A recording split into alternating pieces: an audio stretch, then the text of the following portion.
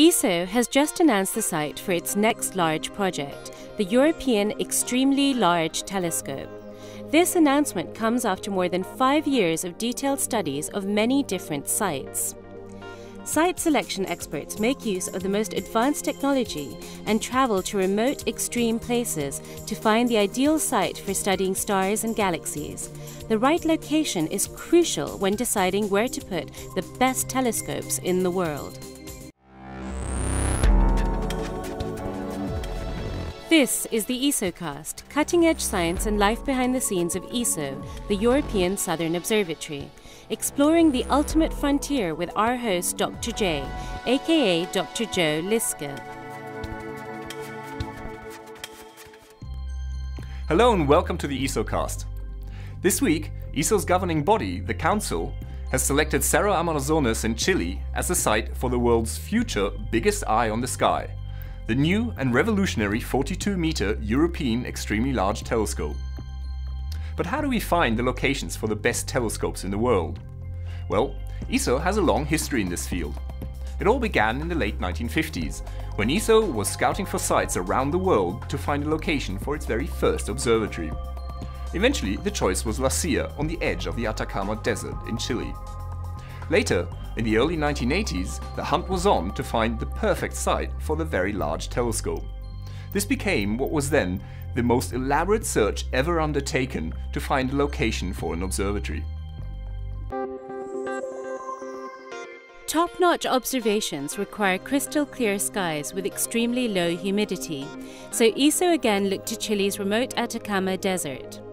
ESO selected several candidate mountains and deployed a team to Mount Paranal in 1983 to begin detailed site testing. In the early days, Paranal was relatively inaccessible, and the test equipment had to be carried up into the mountains on foot. In the barren Atacama Desert, the team kept detailed hourly logs of temperature, humidity, air pressure, and wind speed and direction. In addition, they measured the sharpness of stellar images. By better understanding the atmosphere, the scientists were able to choose the best site in order to get the best possible science from the telescope. During the early years of the survey, we truly experienced the remoteness and isolation of the site. People were working in teams of 2, food was brought only every 2 weeks, no communication with the outside world. I think we really felt like the most isolated human beings on the planet. Modern telescopes make use of advanced technologies such as adaptive optics and interferometry, and this requires a much better understanding of the atmosphere than what was needed before. After 8 years of constant vigilance, the site survey on Paranal was finally completed. The team learned that Paranal offered clear skies for more than 300 nights per year, with little atmospheric turbulence or water vapor that could affect astronomical observations. A fantastic site for ESO's Very Large Telescope had finally been found. Now, ESO's next optical and infrared telescope is the European Extremely Large Telescope, or E-ELT for short. Since the end of 2005, ESO and its user community have been working together to define this giant new telescope. The E-ELT will be a revolutionary and powerful telescope which calls for a location with exceptional atmospheric conditions. Search teams must also consider many other issues. Where will the more than 150 staff live? Is water and electricity readily available? Can a flat surface equivalent to several football fields be found? Does it have the necessary infrastructure to allow for the transport of 1,000 shipping containers?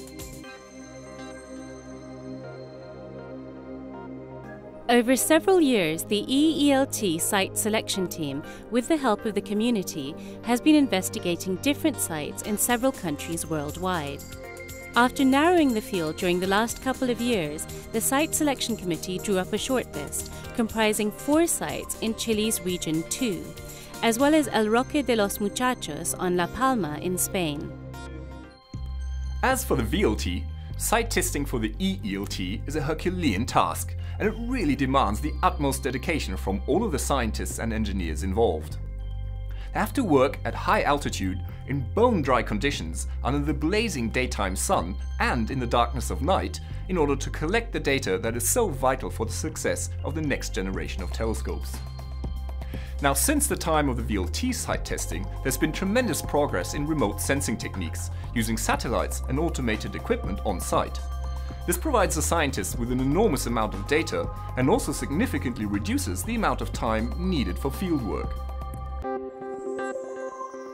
The technical report concludes that of all the sites shortlisted, Cerro Armazones near Paranal stands out as the clearly preferred site because it has the best balance of sky quality across all aspects, and it can be operated in an integrated fashion with the existing ESO Paranal observatory.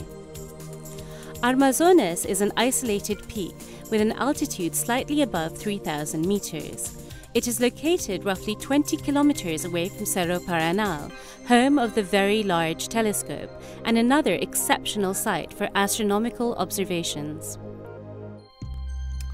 Finding the best site for an astronomical telescope is an exciting and demanding task. Thanks to the enduring efforts of all the staff involved, and with the help of the latest high-tech equipment, a truly outstanding site has been found for the world's future biggest eye on the sky. This is Dr. J, signing off for the ESOCast. Join me again next time for another cosmic adventure.